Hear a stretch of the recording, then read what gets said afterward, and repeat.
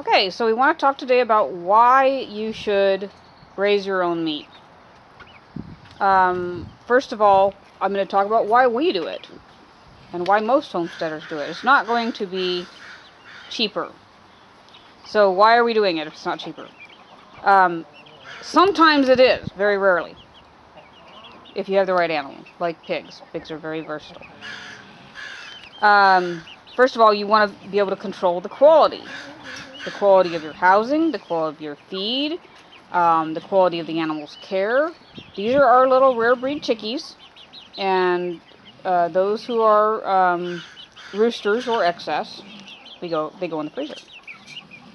I know exactly how all the animals were housed, that I cleaned them every day, that they were fed good nutritious food, that they were healthy. I know exactly the shape they were in. And that they had a happy life. These guys get treats and all kinds of stuff. This is a salad. So this is what part of the number one reason why you should is quality control. You know what your product is. And also because it's good for you. It's good for you to homestead, so you know where your meat comes from, so you know you can prepare your own meat in hardship, so that you're capable. It's strengthening. So what it is if you don't do your own meat, you're hiring it done. Is all it is. Somebody else did it for you. You just paid them to do it. So you're stronger than to do your own. Another reason to do your own is irradiated meat. Pork particularly is irradiated.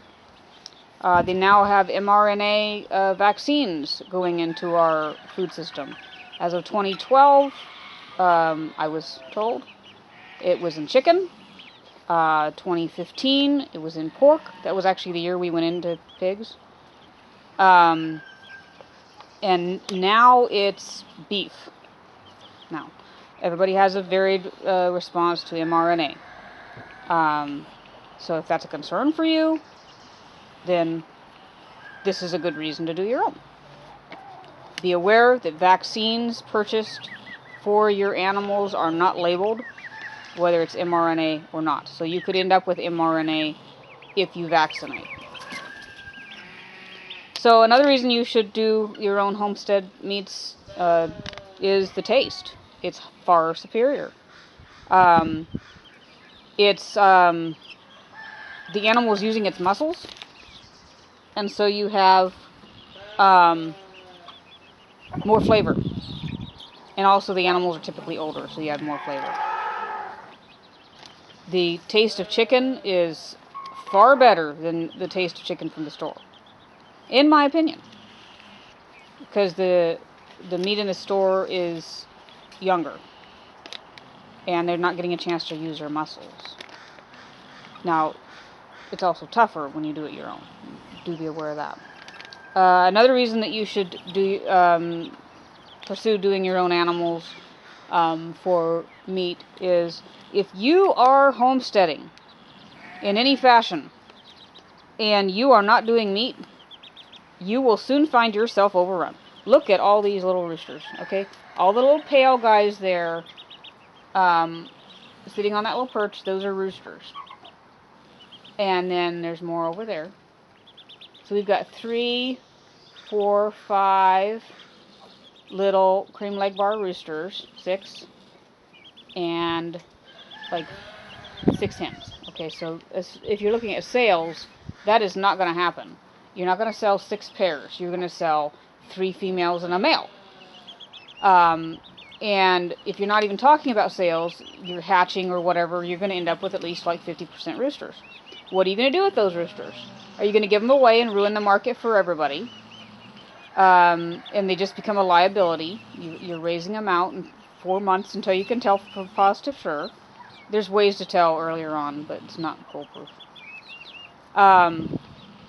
So it just becomes a liability and a burden on yourself and society, and then it becomes a burden on other homesteaders who are trying to make sales because you're giving it away. Roosters should not be an unwanted excess when doing chickens or homesteading of any kind. Roosters should be valued because they are good meat. Also, if you can't get rid of, because you refuse to eat meat that you're raising, then you end up with things like rabbit rescues when you're raising rabbits, because there are going to be rabbits you can't sell. It just happens. And you can only keep so many. And it's also an avenue to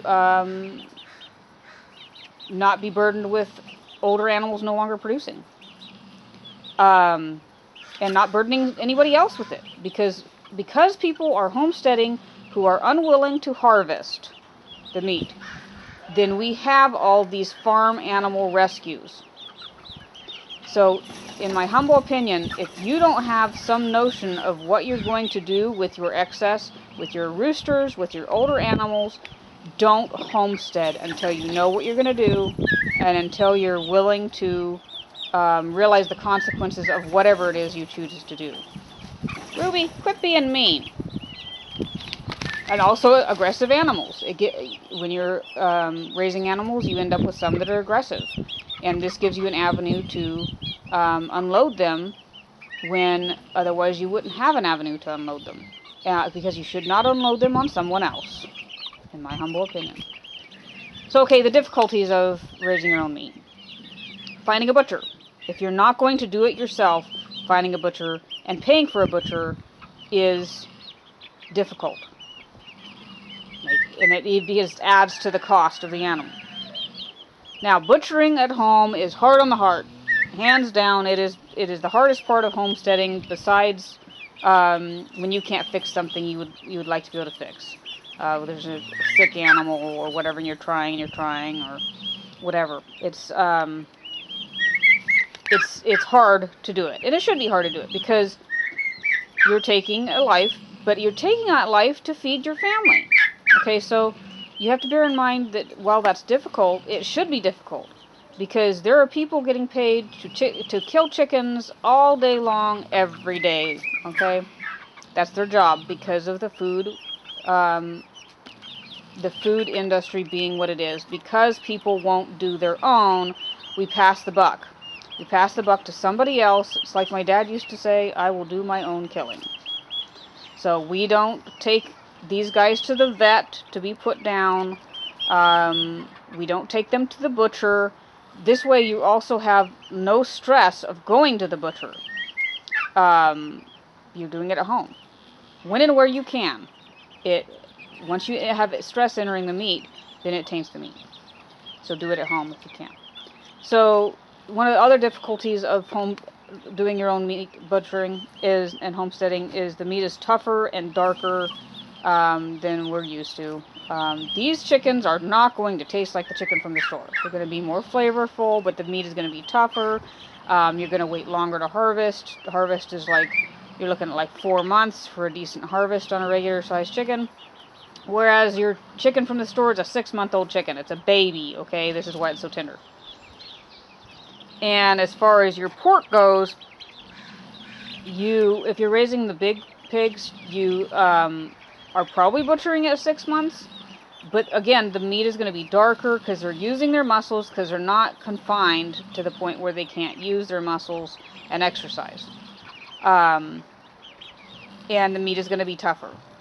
And if you're doing mini pigs, like was what we're doing, then the meat, most people will tell you to wait 1.5 years, so the meat is going to be tougher still. There are ways to negate that by feeding them up. I feed them 3 meals a day and overfeed them, and they overgrow. Another difficulty in doing your own meat is it is more expensive, by and large. You can go to the store. Of course, nowadays, it's probably catching up. You can go to the store and buy a chicken for very much cheaper than what you can raise it for. But you have to keep in mind, what are your reasons for doing it. You don't like the confined operations. You don't like the way that they're handled, whatever it is. You don't like the stress on the animal, or all of our decision making has to come into why would you butcher for yourself. And of course, the eggs, when they go on sale in the store for 89 cents, who can compete with that? But your home-raised eggs taste so much better. Your home-raised chicken tastes so much better. Your homemade pork, better. More fat. You can feed it the way you want. By and large, just knowing it's not going to be the same, that is the hardest part for me of homesteading. Because we're all used to going and get a chicken from the store, and it's all tender and stuff, and you stick it in the oven, and then you've got a home-raised animal, and you can do oven cooking, okay? But by and large, you're going to do a lot of slow cooking or pressure cooking. With the pork, you do some pounding of the meat to make it more tender. Stuff like the hams and things like that is pretty similar to commercial. But things like the loin, it's smaller and tougher, especially on the mini pigs. But again, you've got that flavor that you just can't beat. So is it worth it? It's been worth it for me. It's hard, but it's been worth it for me. It's been worth it for my family. And we are so glad we did what we did, at the very least, so we're not stuck. So lots of times when you're raising stuff, you just get stuck if you don't butcher. And it goes hand in hand with raising the animal. If you don't know what you're going to do with that animal, if it doesn't sell or whatever, and you don't want to ruin the market for everybody else by giving it away, please consider butchering. It's well worth the time, effort, and the hardship on you. And remember, you're saving somebody else that hardship that has to do it 8 hours a day and 5 to 7 days a week. Because the animal, you're still going to be eating meat. You're just going to be negating the middleman and doing it yourself.